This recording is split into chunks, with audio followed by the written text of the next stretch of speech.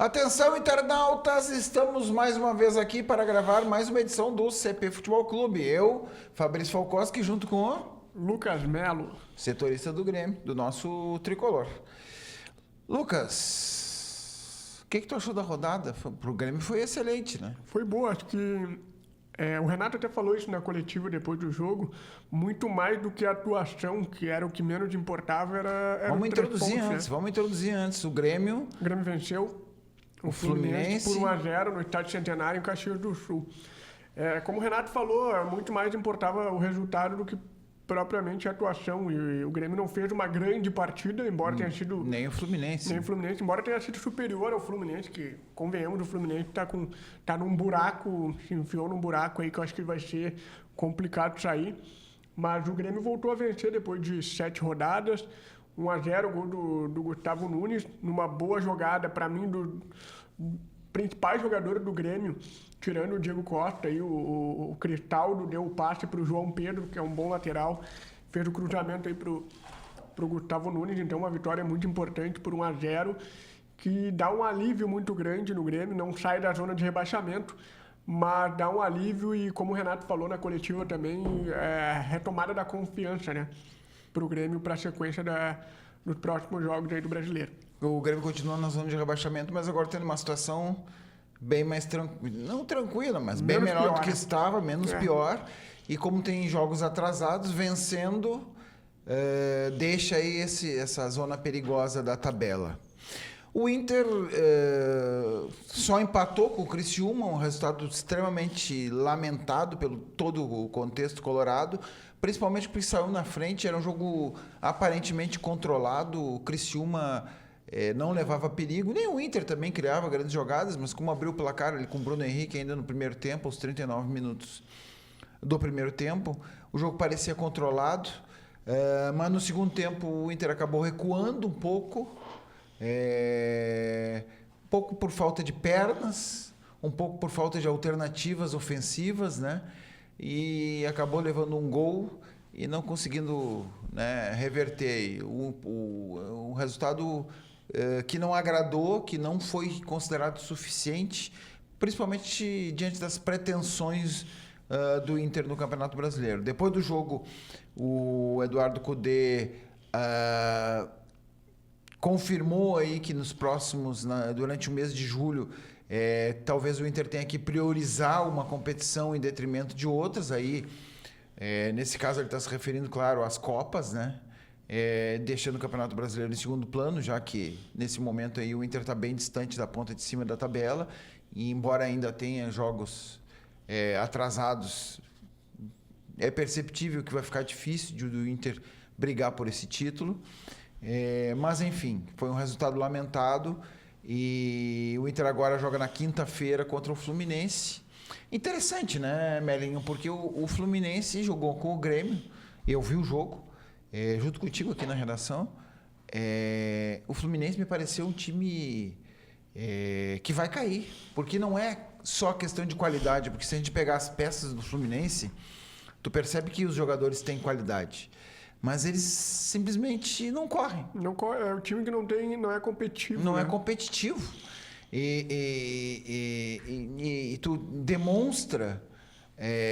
o Fluminense demonstrou, principalmente com o Grêmio, que foi o jogo que eu prestei atenção, que, cara, para escapar dessa segunda divisão aí vai ser bem complicado. Lembrando que o Fluminense despachou o Inter da Libertadores no ano passado, na semifinal, né? Numa situação aí que os colorados não esquecerão tão cedo. E outro detalhe interessante desse jogo, Melo, é que quem estreará pelo Fluminense? Mano Menezes. Também conhecido como Brother Menezes, que estava no Inter até o ano passado, foi demitido. Aliás, ele estreou Em 2022 num jogo contra o Fluminense no Rio, que o Inter venceu no Maracanã, venceu por 1-0. Gol de alemão. Exatamente. Eu não me lembrava desse detalhe, para tu ver. E agora ele vai estrear contra o Inter defendendo o Fluminense. O Mano Menezes vai ter bastante trabalho no Maracanã. Vai ter bastante trabalho pela frente. Fora de campo, Menin. O Grêmio que chega no mercado, né? Eu acho que o principal alvo do Grêmio, dá para dizer assim, nesse momento, é o centroavante. Daverson é um dos nomes. Se falou no Gabigol, mas o Renato praticamente descartou esse nome na coletiva ontem, até porque a gente sabe que...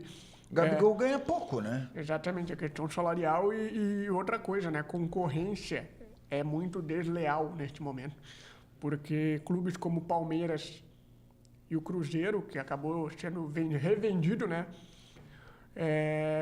Não é mais do Ronaldo agora. É do dono do supermercado, aquele lá que tá botando um dinheirão em cima. BH, tem muito dinheiro, então a concorrência com o Grêmio é totalmente desleal. Então, o Gabigol, o Renato descartou aí o nome dele. O Renato não precisava nem ter descartado, né? Era só falar comigo que eu já tinha descartado. Então, o principal alvo, dá para dizer assim, de centroavante hoje é o Daverson, embora o Cuiabá ainda negue que o Grêmio tenha entrado em contato. Até conversei com o presidente do Cuiabá nesta segunda-feira e ele disse, olha, até agora nenhum contato oficial do Grêmio foi feito. Em princípio, o Grêmio está acertado com o jogador, mas falta acertar com o Cuiabá. Exatamente. E ele tem contrato até final do ano. Então o Cuiabá... Seria uma compensação financeira, né? Tem que pagar alguma coisinha pro Cuiabá liberar antecipadamente. Lembrando que o Davidson não está jogando pelo Cuiabá porque está afastado por problemas disciplinares. E aí, caso ele venha a ser contratado pelo Grêmio, precisaria passar por um tempo de retreinamento, né? Porque como ele está afastado, fisicamente ele está abaixo. Está abaixo dos demais. Mais um problema aí, o Grêmio já tem uma série de problemas, principalmente nessa função de centroavante, seria mais um problema. Só um detalhe até, já que tu falou que o Inter joga a quinta, o Grêmio também joga a quinta, né?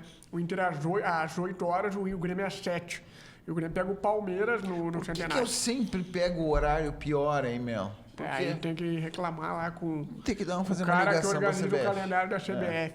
Mas um desfalque importante do Grêmio é o Dodi, que vem substituindo o Vila Sante na seleção paraguaia, vem fazendo boas partidas e acabou recebendo o terceiro cartão amarelo, está fora do jogo.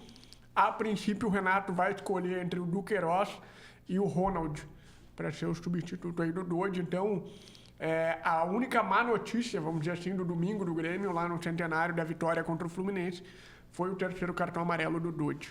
Bom, o Inter pode ter o retorno do Wesley, que esse praticamente confirmado, a não ser que aconteça alguma coisa de hoje até quinta, mas ele cumpriu suspensão no jogo contra o Criciúma. É um jogador importantíssimo, fundamental nesses últimos jogos do Inter. Está de volta, deve jogar contra o Fluminense.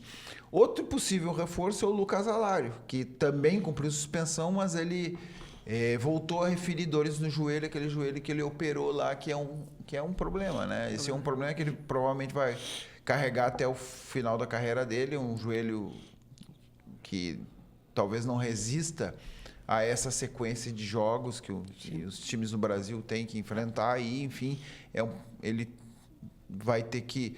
Ele sempre joga e tem que fazer um tratamento para recuperar das dores e às vezes não consegue, por isso fica fora. Então, embora ele tenha cumprido suspensão no último jogo, e em tese ficaria à disposição, por causa desse problema no joelho, ele pode ficar de fora. Nesse caso, o garoto Luca Drummond, que começou o jogo em Criciúma, ele tinha jogado alguns minutos contra o Corinthians, mas nem deu para ver se... Enfim, muito pouco, né? Muito pouco. Mas contra o Criciúma, deu para ver que ele tem bola no corpo. No mínimo, dá para dizer isso. Não se esconde do jogo, Não se esconde do jogo. Ele participou bastante enquanto esteve em campo. Participou das jogadas, fez algumas paredes e tal. Caía pelo lado ali onde abria um espaço, né? Porque o Wanderson normalmente cai por uma ponta e ele aproveitava o espaço vazio e entrava. Foi ele que deu o passe, né, pro gol. Exatamente. E ele recebe o passe do Thiago Maia e toca para o meio da área. Não é um cruzamento, porque o jogador, quando quer se livrar da bola, se livrar da jogada, bate de qualquer jeito. Chuta de qualquer jeito para o meio da área. E ele não, ele fez um passe rasteiro para o meio da área, onde entrou o Bruno Henrique e marcou o gol, que poderia ter dado a vitória para o Inter e não deu, porque o Criciúma empatou. Exatamente.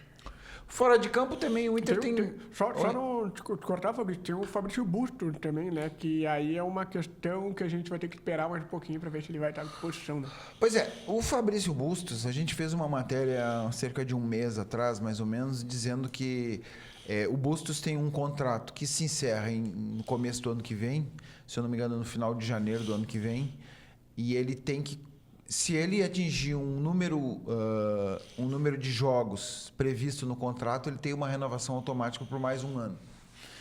O que se comenta nos bastidores, claro que nenhum dirigente do Inter vai confirmar, é que ele estaria evitando de alcançar essa marca porque ele quer jogar na Europa, ele tem o sonho de jogar na Europa, algo que a gente respeita, e que ele estaria, então, evitando de alcançar esse número de jogos previstos no contrato, que daria uma renovação automática. É nisso que o Inter se baseia. Em tese, ele tem um problema médico, e é por isso que ele foi afastado do jogo em Criciúma e ainda é dúvida para o jogo contra o Fluminense. A gente vai ver o que vai acontecer aí nos próximos jogos, né? Mas, em princípio, é essa informação que circula nos bastidores de que ele teria interesse de ir para o futebol europeu.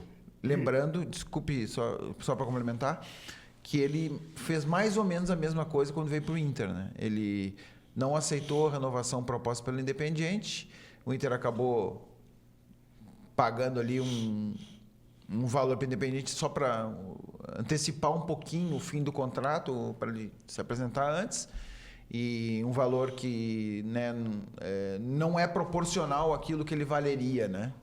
E ainda incluiu uma rebarba ainda que o Inter estava devendo pro do Vitor Cuesta. Não sei se tu vai te lembrar desse detalhe, né? Então o Inter fez um pacotão, pagou lá um valor e o Bustos desembarcou em Porto Alegre, mas parece que não deixou muitos amigos lá no Independiente. E aí, eu acho que vai falar agora também, não tem o Bustos, tu não tem também mais o Hugo Malo, né?